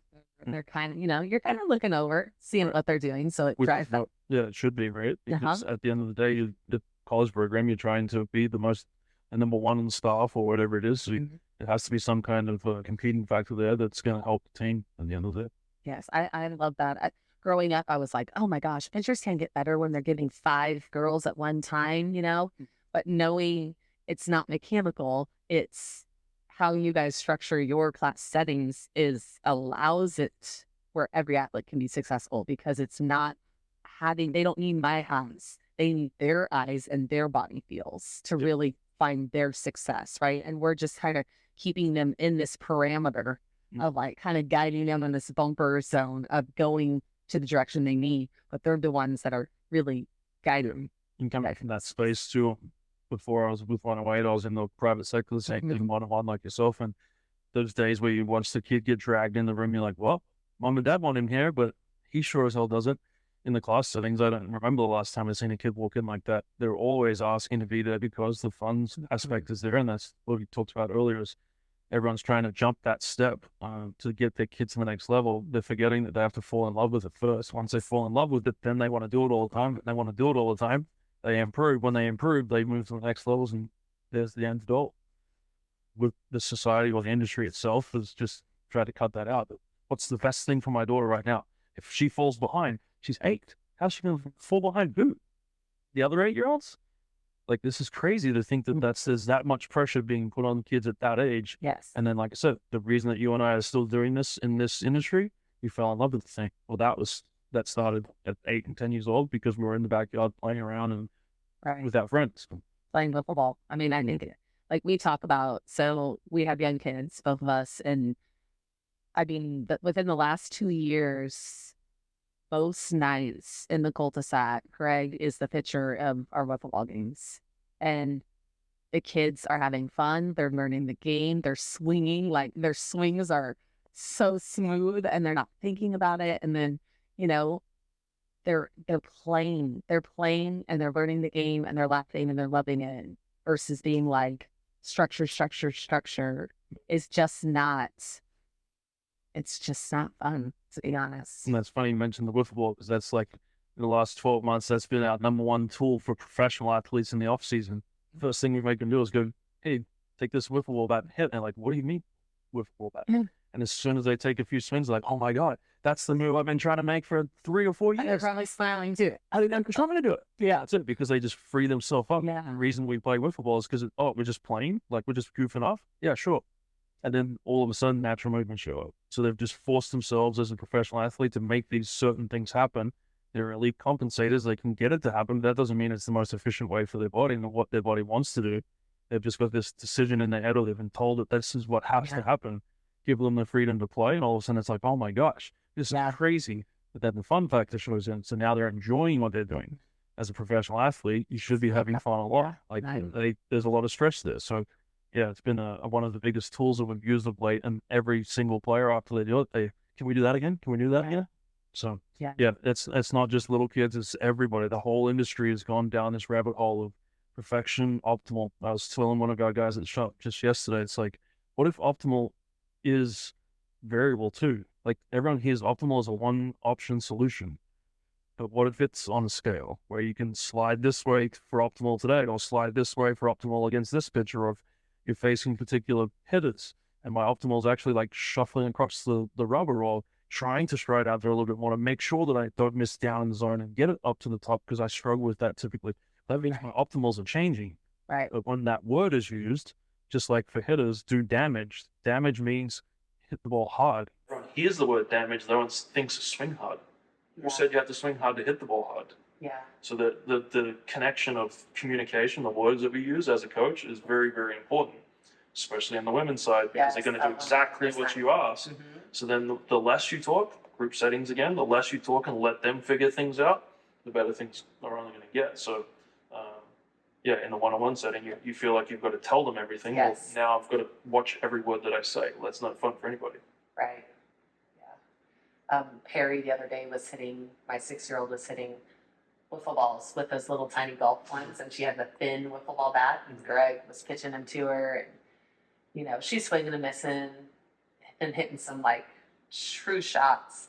But I sent the video to my dad, who old school, right? Like he's kind of, and she was hitting some really hard line drives, but her back foot was kind of coming. She was all front side. My dad's like, yeah, but her feet are moving way too much. And I was like, Dad, she's fine. Because she's giving her way to the front side, right? Like, but it's just that mentality. Our first thing is to see the critical. It's to see that, oh, well, she could be doing that better. Like, fix it now.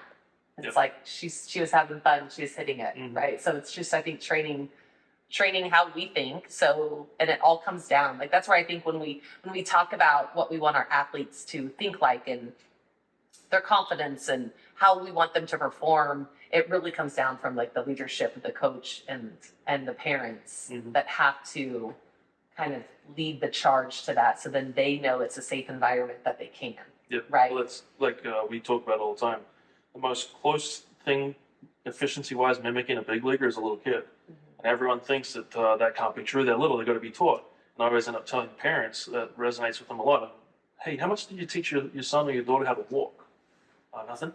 So would you say that walking, like learning to walk would be difficult? Yeah, it's probably one of the hardest things you'll ever do.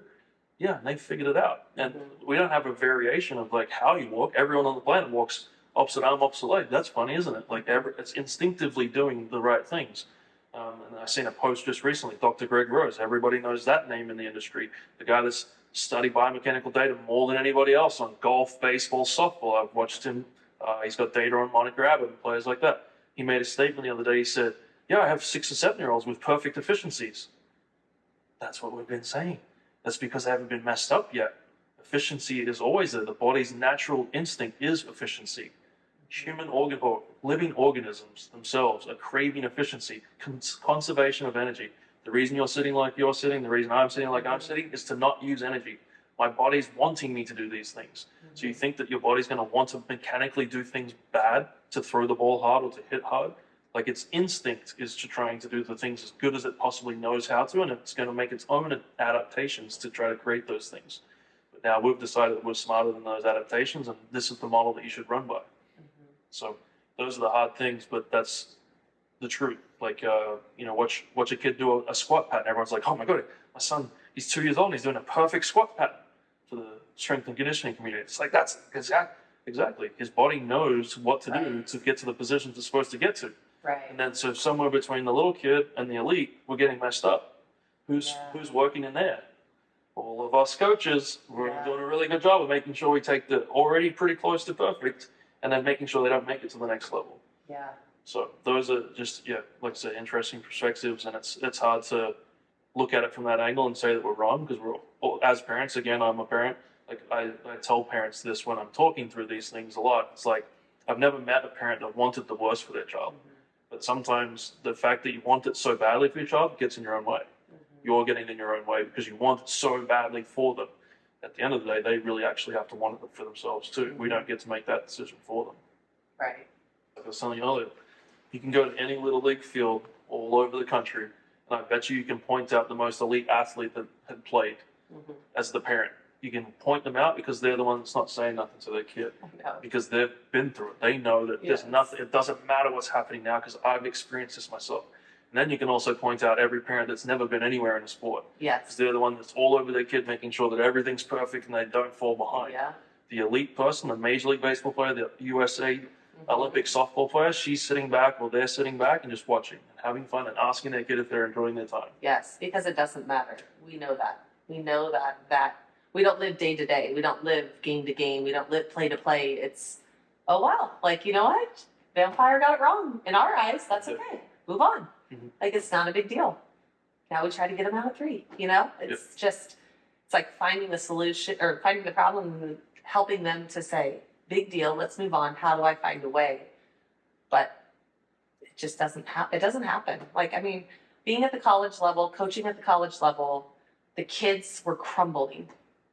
And everything goes with the mental health, Yes, I mean, I think mental health is very serious. I'm not saying that it's not. But I think a lot of the times is the kids in the sport, softball should not be bringing athletes, college athletes, this like, this negative mental health of, it's for putting me in a depression. It's doing this. It's like, what is going on? Like, you should be thriving and loving. That's what you wanted to do. But what I found is the players that didn't probably have a lot of hard growing up, and when they got to college is hard. College is hard. You got to wake up. You got weights. You got conditioning. You have practice. You have study hall. You're tired. It's hard. And then you're trying to compete for a spot. That's hard. Yep. The ones that haven't gone through the hard are in the dugout crying when they strike out or when they get pulled. It's like they don't have that toughness because, like you said, they were given everything at that younger age, and now they're not elite. Versus the ones that have had to go through the hard, they're like, okay, big deal, I struck out, like I'm gonna get her next time. You know, the mentality is different, and that's where I found working at different levels in college. It's very the same athlete.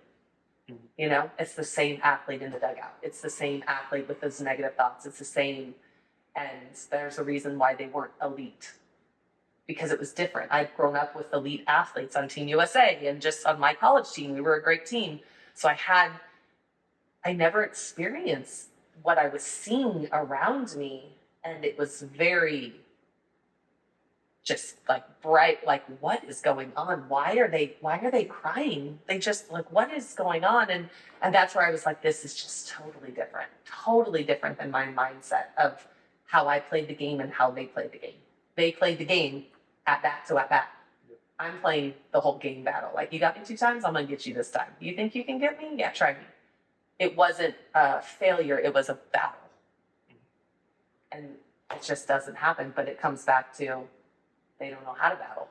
They want someone to hand it to them, you know? So,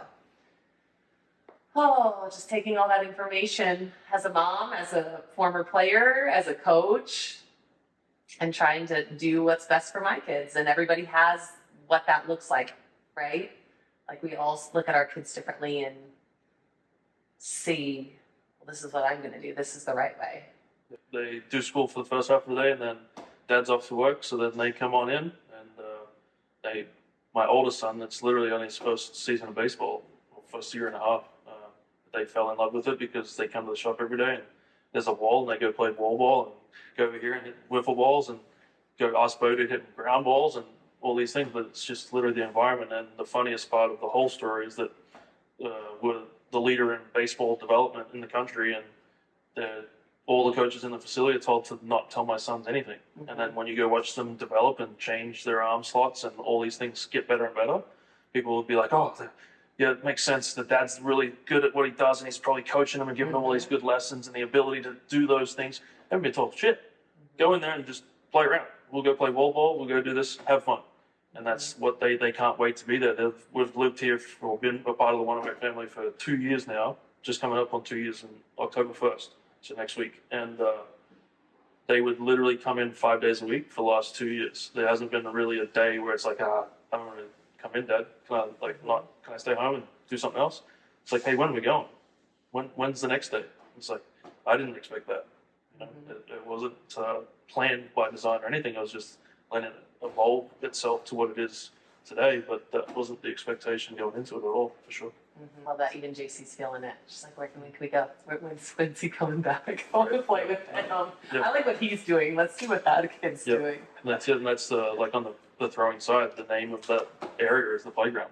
Mm-hmm. That's what it's supposed to be. It's like, I don't know, what's this? Let's throw it. Sure. Throw it. There's a trampoline back there. They have a great time, and that's what practice is supposed to be. It's okay to have fun and get better at the same time. You don't have to be grinding 9 to 5 job feel as a 6-year-old. Like, I remember my dad always talking about that. There's a long time for you to work. Yeah. Like, being a kid is being a kid time. Well, that's what I'm trying to be very intentional with that. I think that term gets thrown out a lot. Like, oh, we put in some work. Let's put in some work. It's like, why? Why do you put that even in their head that it's work? Like, right. It's got to be something where it's fun and they're leading it, right? So I love that. I love that the kids just get to play. And the funny part about that is you're probably not near him during those hours that he's playing, correcting him. And not at all. Yeah. Yeah. It's just... I get asked to flip sometimes so they can hit and watch the home runs that they hit on the hit tracks, or throw wiffle balls and do mimic games and things like that, or get to play catch every now and then. But outside of that, it's and when we talk that they're there from 1:30 till 10 p.m. Oh my gosh. So there's actually couches in the back of the shop, so they get to go and turn TV on at a certain hour like normal kids and things, but their day is very different to what kids are in school. And that was one of the beauties of getting to homeschool the kids too, was that we created the environment that we wanted them to grow up in instead of conforming to what everyone's saying you're supposed to do. So I'm learning. Very similar to what we get down that rabbit hole. I know. My second son, I'm watching him go through kindergarten, first grade. He literally does school for like 10 minutes, 15 minutes a day. Yeah. And he's learning how to read. He knows how to do addition and subtractions and things. And you would never, if you'd asked me before, like, this is how much time he's going to spend on school, I'm like panicking, like, what? No, he's got to be doing more. But we're letting it play out. He's fast at what he's doing. I wouldn't say he's like, oh, this kid's way behind because he doesn't do enough. He's learning at the rate that everybody else is. But the kids in school are doing it for 8 hours. I know. So what's the system saying? Like, there's got to be something wrong there. The way that we're looking at things, well, that's the same. That's the whole my silver lining to COVID 2020. Like, all of these things wouldn't have happened, and these observations get to happen, but it's all very similar to player development. We're going through. Every kid has to learn the same way in the classroom. Yeah, but just there's standards. It's works for most, and that's what we're saying before about coefficients and things. Like, if it's majority of people, so if it's a 0.8 correlation, that means 80% of the people it works for. That means there's 20% that it didn't work for. Well, then what if 20%, some of the best players of all time have lived in that realm? That means that whatever you're telling me right now that we're measuring is irrelevant. I don't care if it's got 80% success rate. Like, they're measuring things for baseball and softball athletes. There was something that came out recently about flat feet, and it's the way we're training athletes that's the problem. Or the fact that getting to the inside of your back foot and getting to the inside of your front foot to keep the rotation in the middle of a triangle would probably be a benefit for a baseball player, would you not? Well, this was fantastic. Thank you guys so much, Jamie. Really looking forward for what's to come. I think we're going to be able to do some incredible things in the game together, and do some incredible things for a lot of wonderful, future athletes and parents out there watching. Thank you guys so much for tuning in. Thank you so much for wanting more information, for caring about the game, for watching this. If you want to learn anything more about any of our programs, or coming into the shop, or any of the fly-in stuff that we do, or any of the remote training, feel free to email or send us a DM. We got a ton more stuff coming out, so keep on the lookout for that, and we'll see you all next time.